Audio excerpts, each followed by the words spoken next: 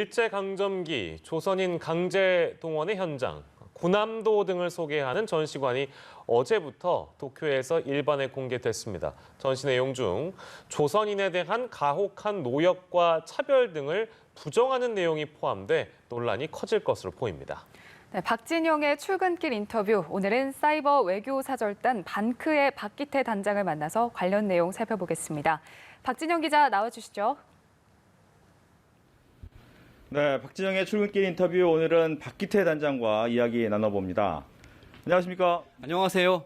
네, 이 일본에서 군함도를 유네스코 등재할 때와 다르게 전시관을 만들어서 운영을 하고 있는데 그 이유가 어디에 있을까요? 일단 일본 정부가 유네스코를 전혀 무서워하지 않습니다. 왜냐하면 유네스코에 제일 많이 내는 돈을 낸 나라가 일본이고요. 올해 예정되어 있던 유네스코 국제회의가 연기가 되었어, 코로나 때문에. 그래서 이 문제에 대해서 감독하고 심판해야 되는 유네스코 회의 자체가 연기가 되었고 돈을 내니까 자기가 유네스코를 감독할 수 있으니까 보니까 무시하고 있는 거죠. 네. 그렇다면 이번 전시관에서 가장 크게 문제점으로 짚어봐야 될 부분은 어디 있을까요? 근데 침략 사실을 반성하고 또 징용 문제에 대한 걸 인정을 했는데 오히려 부정하고 오히려 좋았다. 오히려 그리고 똑같이 했다. 그리고 학대와 차별 없었다는 식으로 해서 오히려 이 침략 희소에 대한 부분을 제국주의의 침략을 옹호하고 오히려 홍보하는 센터로 바뀌어버린 거죠.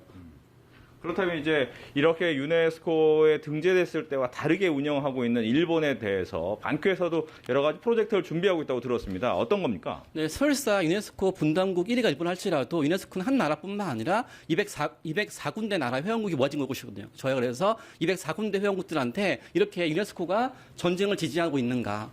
일본 정부가 유네스코 약속을 어기고 전 세계에 침략 사실을 미화해서 오히려 유네스코를 침략 홍보를 이용하고 있다는 사실을 저희가 전 세계 홍보하고 있고요. 더 나아가서 세계인들로 하여금 세계평 역행을 하고 있고 유네스코는 국제기구를 침략을 미화하는 투구라고 이어오고 있는 걸 고발하기 위해서 캠페인하고 있고 또 유튜브에 저희가 영상 올려서 일본 정부가 한국인은 좀 무시한다 할지라도 70억 세계인들은 좀 무서워하니까 저희가 한국인들이 다 힘을 모아서 70억 세계인들로 하여금 이 문제에 동참하게 만드는 것이 저희 캠페인의 목적입니다. 네.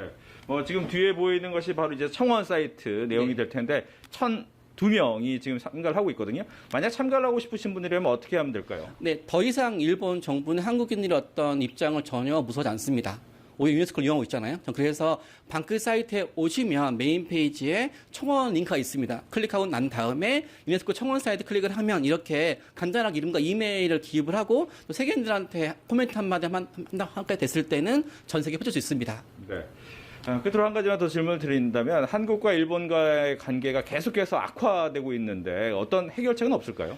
올해부터 일본 초중고 교과서에 일본의 어떤 침략 사실을 미화한 내용이 실려요. 독도뿐만 아니라 전반적으로 150년 전에 메이지 유신의 영광을 되찾기 위해서 그때처럼 일본 학생들을 동원하거든요. 또 그런 거에 대한 부분에 대해서 유네스코 센터도 이용당하고 있는 거죠. 전 그래서 세계 평화를 지향해야 될 일본 정부가 오히려 역행하는 모습을 더 이상 국제사회에서 무게하지 않도록 한국인도 또 힘을 모아서 전 세계인들한테 홍보하는 것이 이 문제 되는 것 같습니다. 네. 오늘 함께해 주셔서 고맙습니다. 고맙습니다. 지금까지 박진영의 출근길 인터뷰였습니다.